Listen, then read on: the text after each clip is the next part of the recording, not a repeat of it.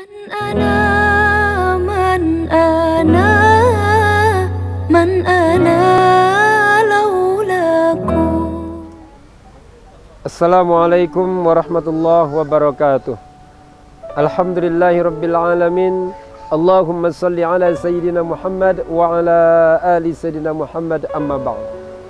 Para pemirsa Mutiara Islami JEK TV dimanapun berada, pada kesempatan yang berbahagia ini, marilah kita bersyukur kepada Allah Subhanahu wa Ta'ala dengan mengucapkan Alhamdulillahirabbil alamin dan bersolawat kepada Rasulullah sallallahu alaihi wasallam dengan ucapan Allahumma salli ala sayyidina Muhammad wa ala ali sayyidina Muhammad.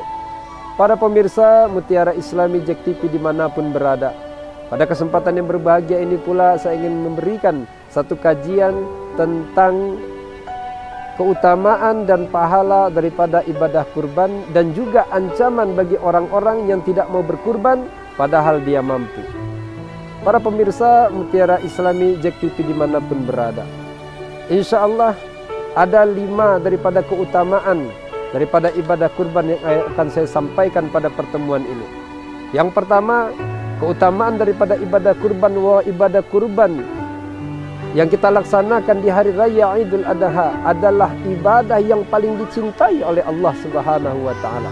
Sebagaimana Rasulullah sallallahu alaihi wasallam bersabda, hadis riwayat At-Tirmizi, bahwa Rasulullah sallallahu alaihi wasallam bersabda, tidak ada satu amalan yang paling Allah cintai di hari raya Idul Adha kecuali ibadah menyembelih hewan kurban. Nah, ini adalah keutamaan yang pertama dari ibadah kurban.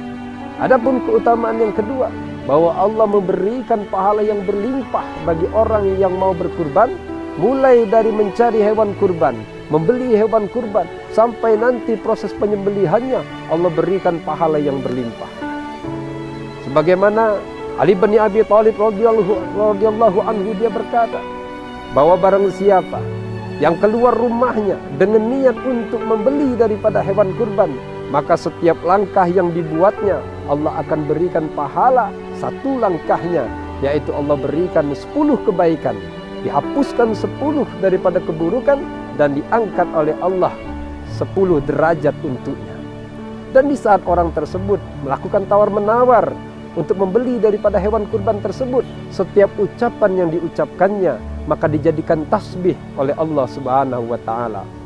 Dan di saat orang tersebut membayar daripada hewan kurban tersebut, dibelinya hewan kurban tersebut, maka nilai yang dikeluarkannya tersebut akan Allah lipat gandakan pahalanya, kebaikannya, rezekinya 700 kali lipat untuknya. Dan di saat hewan kurban tersebut akan disembelih, kemudian diletakkan di atas tanah, maka seluruh makhluk Allah yang ada di langit dan juga di bumi akan berdoa memohonkan ampunan kepada Allah untuknya. Dan di saat hewan kurban tersebut disembelih, maka meneteslah darah. Dari setiap tetes darah tersebut, Allah akan menciptakan 10 malaikat yang berdoa untuk memohonkan ampunan kepadanya sampai hari kiamat. Demikian besarnya daripada pahala orang yang mau berkurban, dari mulai pembelian hewan kurban sampai penyembelihan. Inilah daripada pahala yang kedua. Adapun pahala yang ketiga, yaitu Allah memberikan pahala yang berlimpah dari setiap bulu yang ada di tubuh daripada hewan kurban tersebut. Sebagaimana Wahab bin Munabbih, dia berkata bahwa Nabi Daud alaihissalam bertanya kepada Allah Subhanahu wa Ta'ala, ya Allah, berapakah besarnya daripada pahala orang yang berkurban dari umat Nabi Muhammad sallallahu alaihi wasallam? Kemudian Allah pun berfirman, dari setiap bulu yang ada di tubuh daripada hewan kurban akan aku berikan 10 kebaikan, dihapuskan 10 keburukan, aku naikkan 10 derajat untuknya.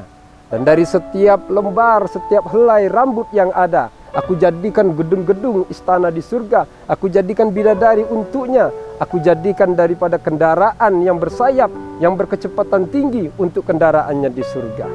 Nah, inilah daripada keutamaan yang ketiga. Adapun keutamaan yang keempat, bagi orang yang mau berkurban adalah nanti hewan kurban tersebut akan datang di yaumul akhir nanti kepadanya, memberikan kesaksian yang meringankannya, memberikan kesaksian yang menyelamatkannya di yaumul akhir nanti, dengan tanduknya, dengan bulunya, dengan kuku daripada hewan kurban tersebut. Nah, inilah daripada manfaat dan pahala yang keempat. Terakhir, ada 5 pahala yang akan saya sampaikan. Yang kelima yaitu yang namanya ibadah kurban ini adalah ibadah penyelamat yang menyelamatkan orang yang berkurban dari keburukan dunia dan akhirat. Sebagaimana Rasulullah SAW bersabda dari hadis riwayat Ibnu Majah, "Ala innal udhiyata minal a'mali munjiyat tunji sahibaha min syarrid dunya wal akhirah."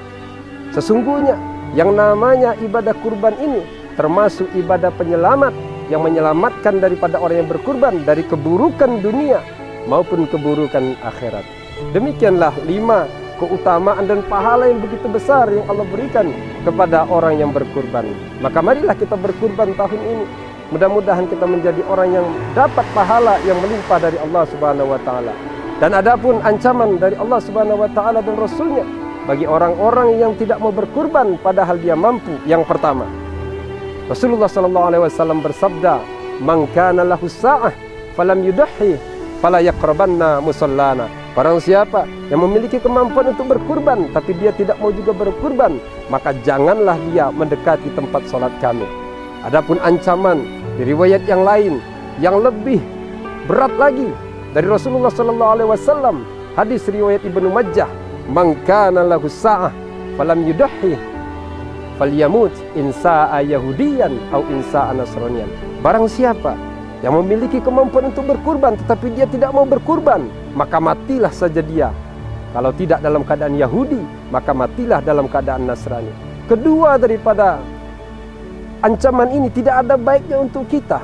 Karena apa? Kedua-duanya mati dalam keadaan menempatkan kita di dalam api neraka, karena kita mati dalam keadaan su'ul khatimah, tidak beriman kepada Allah. Mudah-mudahan kita dihindarkan daripada ancaman-ancaman Allah ini dan kita digerakkan hatinya untuk mau berkurban di tahun ini, sehingga kita mendapatkan pahala yang berlimpah daripada orang-orang yang mau berkurban di hadapan Allah Subhanahu wa taala. Demikianlah daripada kajian kita hari ini. Mudah-mudahan ini dapat bermanfaat dan memotivasi bagi kita, terutama bagi yang mampu untuk berkurban, untuk mau berkurban di tahun ini. Demikian, terima kasih atas segala perhatian. Mohon maaf atas segala kekurangan. Usikum wa nafsi bitaqwallah. Wassalamualaikum warahmatullahi wabarakatuh. Man ana, man ana, man ana.